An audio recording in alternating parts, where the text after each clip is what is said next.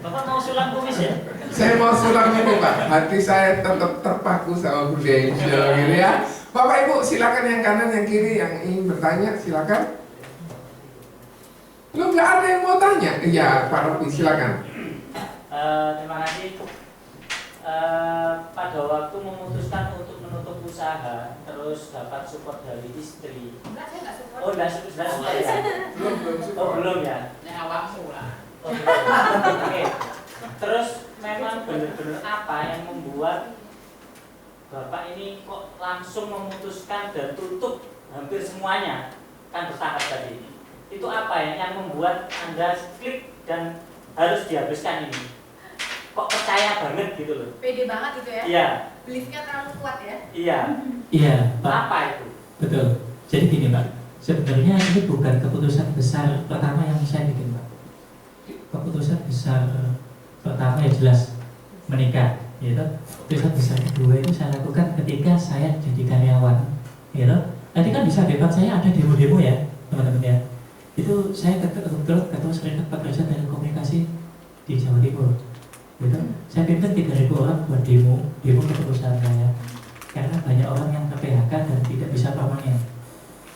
Dan waktu saya memutuskan untuk demo, waktu memutuskan untuk berjuang kayak gitu, resikonya apa? Resikonya dipecat, betul?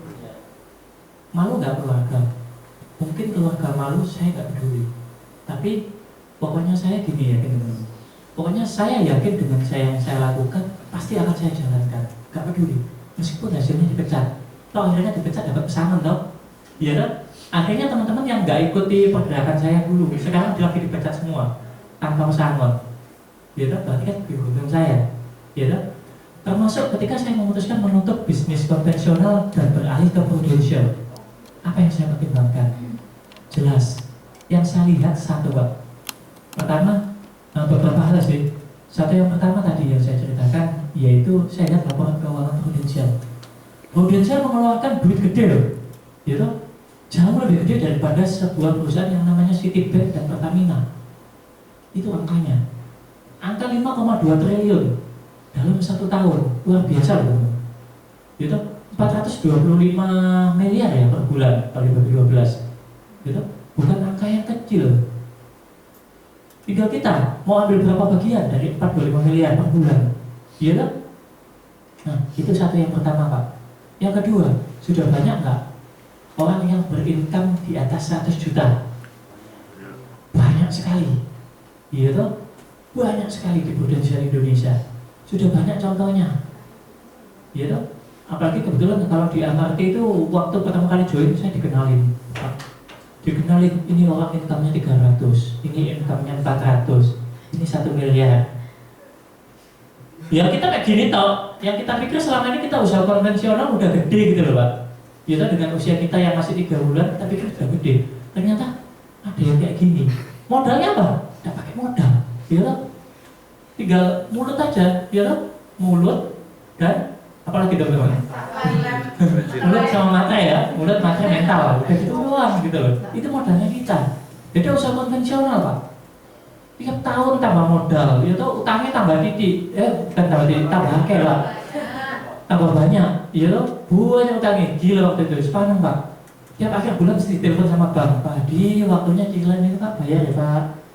Terus satu lagi bank ini, apa sampai nomor telepon bank itu, waduh tagihan lagi gitu loh. Itu Pak, jujur aja, yang membuat kita memutuskan untuk berani tinggalin. Dan itu tadi Pak Martinus selalu bilang gini. Hadi, kamu sudah tahu marketing plan loh, ya toh, bisnis plan maksudnya, ya toh, tadi di awal kita harus beli sama bisnis plan, ya toh. Katakan gini, dengan omset sekian, maka beberapa tahun lagi kita akan bisa capai AM dengan income 100 juta. Sudah jelas dan sudah banyak orang yang membuktikan, ya toh. Tinggal kita aja yang belum membuktikan. Ya wis, kalau belum membuktikan gimana? Ya udah, total. Setuju nggak istri di awal-awal? Nggak setuju. Nggak ada nggak setuju Pak. Tapi sekarang semuanya sudah mendukung Pak. Alhamdulillah seperti itu. Itu aja sih Pak. Makanya kalau kita terjun dalam bisnis apapun kita harus fokus. Itu aja. Waktu itu diputuskan untuk jual semua dan sebagainya, apa yang dilakukan Bapak sehingga Ibu oke Pak. Akhirnya juga Marah. sekarang awal-awalnya gimana? Waktu pertama kali dia ngomong pulang itu dia cerita aja sih, tadi aku habis ketemu Pak Martin, ditegur, kenapa kamu kok nggak bisa achieve unit manager, karena kamu terlalu banyak usaha katanya gitu, kamu harus fokus. Gimana kok caranya kalau mau fokus? Aku kan enak juga kok usaha di sini. Ya wes, tutup semua usahamu. Dia sampai rumah cerita sama aku ngomong gini, maaf ya Pak Martin, Pak Martin ini gendeng gitu teman-teman ya. Gendeng maling orang ini nyuruh kita nutup kayak gitu. Nggak kenal, kita kan memang satu derek ya, memang beliau kan memang pemilik MRT, founder MRT, tapi beliau kok bisa care banget, tapi dalam hati saya juga gitu. Orang yang berincome sampai sekarang detik ini 2,5 M per bulan ngomong gitu sama seorang Hadi, siapa Hadi ini gitu loh.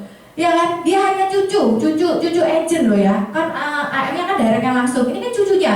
Siapa sebegitu care dipanggil face to face sampai kayak gitu. Kamu harus fokus, kalau kamu nggak fokus, kamu nggak tutup usahamu, kamu nggak akan berhasil kamu di sini. Dari situ saya mikir, aku nggak percayalah sama Pak Martin, terus kamu jalan dewe, aku nggak mau support kamu. Begitu teman-teman, saya 2015 itu sama sekali nggak support, saya cuma nemenin prospek, saya nemenin istrinya ngobrol, dia yang prospek. Waktu saya merasa mulai terbuka itu mulai bulan Maret. Kenapa? Saya melihat dia berturut-turut tuh closing 11 kayak tadi dia cerita ya, akhirnya 20 case. Oh gitu ya, jadi yaudah deh aku mulai temenin, tapi bukan yang support sampai sekarang Pak. Saya bisa nemenin dia speaker kemana-mana. Terus saya kemarin ke Bali, itu baru tahun 2016 ini Pak, waktu dia memutuskan ngomong gini, kamu nggak usah ngapa-ngapain, pokoknya temenin aku, nemenin ngobrol sama istrinya, yang dia bilang ya teman-teman ya. Begitu dia ngobrol sama yang laki, saya ngomong yang sama yang istrinya, kamu cukup nemenin aku aja sampai nanti aku naik unit manager, kamu baru fokus, kamu harus janji, oke? Tak pegang, aku janji. Ya sudah teman-teman, begitu dia achieve Mei sudah UM 5 bulan, wah amazing saya. Bisa juga ya kamu ya, keren ya, 5 bulan udah UM. Waktu itu 200 juta dia sudah achieve semua, tinggal kaki semua beres. Mei dia udah dapat pioner UM itu tadi, UM tercepat. Dari situ saya mulai agak membuka diri, tapi tetap belum mau nemenin, nggak terlalu mau ke kantor, saya alergi proses Pak. Baru 2016 saya dari Januari saya selalu ke kantor, gitu Pak. Oke, pertanyaan terakhir. Kalau iya Bu. Kalau saya dengarkan dari awal pertama ikut ya, 2 miliar lalu mungkin ya, terus ikut training. Oh iya, Ibu izin baru. Iya. Luar biasa, tepuk tangan loh. Berapa? Saya baru pensiun usia 55, usia 55. Ya Allah, semama loh. Luar biasa loh ya. Luar biasa. Terima kasih. Iya. Kalau saya dengarkan presentasi selalu bilang ada fokus ya, fokus. Jadi perjalanan Prudensial selama ini yang menjadi agent di sini sudah meninggalkan semua pekerjaannya termasuk dokter tadi. Dokter tadi masih praktek. Masih ya. Karena dia cari kliennya dari praktek itu Bu. Oh gitu. Iya. Seperti Pak Hadi meninggalkan semuanya jadi fokus. Iya. Jadi kalau bisa dibilang sambilan nggak bisa ya. Bisa. Tapi kalau punya pekerjaan lain kita bisa di situ kan bisa mestinya ya. Jawab aja ya. Terima kasih. Ya. Jadi maksudnya kalau sambilan bisa apa enggak gitu ya? Gini Bu, kalau ini pendapat saya pribadi ya, nanti boleh didiskusikan kepada leadernya ya. Nah, kalau saya boleh berbagi, gini, jadi kalau kita paten boleh nggak? Boleh, nggak ada leader yang melarang untuk paten. Ya, kita di awal-awal pun kita juga masih melakukan bisnis konvensional, betul? Tapi jika kita pengennya kita bisa sukses, bisa survive, bisa cepat menuju AM, bisa cepat 100 juta per bulan, nggak ada lain Bu, harus fokus. Itu sih yang diajarkan sama leader saya. Kenapa? Ibarat gini loh Bu, ibarat kalau kita masih berpijak di dua tempat yang berbeda, katakan gini, kita masih punya pekerjaan yang satu di sini, kita jadi agent juga di sini. Ibarat gini, kalau agent, kalau kita nggak bakar kapal, iya toh, kalau kita nggak fokus, kita menjadi gini. Waduh, prospek hari ini nggak closing, nggak apa-apa lah. Aku besok saya ada pendapatan yang lain, gitu. Jadi akan merasa nyaman itu. Tetapi kalau seperti saya kondisinya, usaha tutupin semua, ya saya hanya punya waktu 1 tahun dari hasil jual mobil. Kalau sampai 1 tahun saya nggak berhasil, nggak punya income gede di Prudential, tahun depan bisa makan nggak? Nggak bisa. Itu Bu, the power of kepepet kalau saya bilang. Iya loh, the power of kepepet ini membuat kita langsung melejit. Jujur aja kita di MRT Start Surabaya kita peringkat duluan dalam submission case by API. Itu peringkat banyak case kita #1, paling banyak submit case. Kenapa? Karena kita fokus. Fokus apa? Utangnya gitu. Yang harus dilunasi ya kita bersyukur. Utang kita banyak tertutupi lewat Prudential program.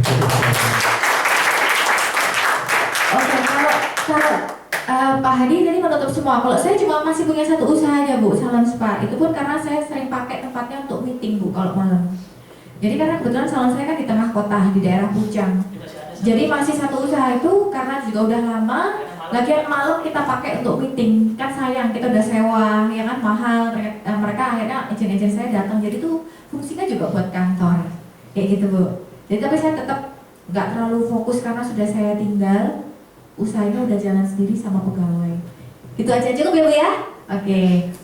Thank you so much Bu Windy, Pak Hadi. Boleh kasih tepuk tangan saya untuk Pak Windy. Sedikit cindera mata untuk para leader boleh maju ke depan juga. Dari sini kita belajar suami istri saling mensupport, mulai fokus dan melakukan apa yang sudah dicita-citakan, maka kita akan bisa dapatkan itu semua. Bapak Ibu dapat banyak hari ini?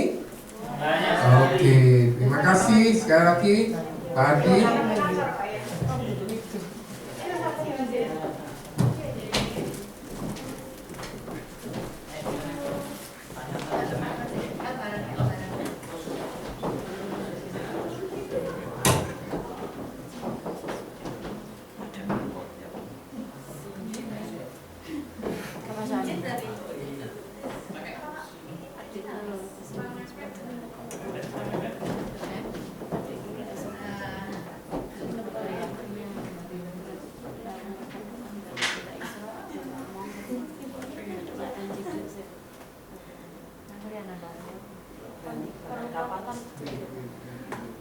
Ada ditajinya iklan endorse.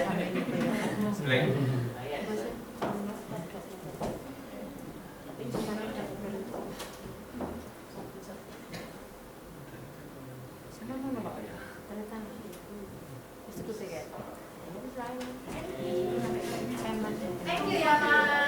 Salam buat dia.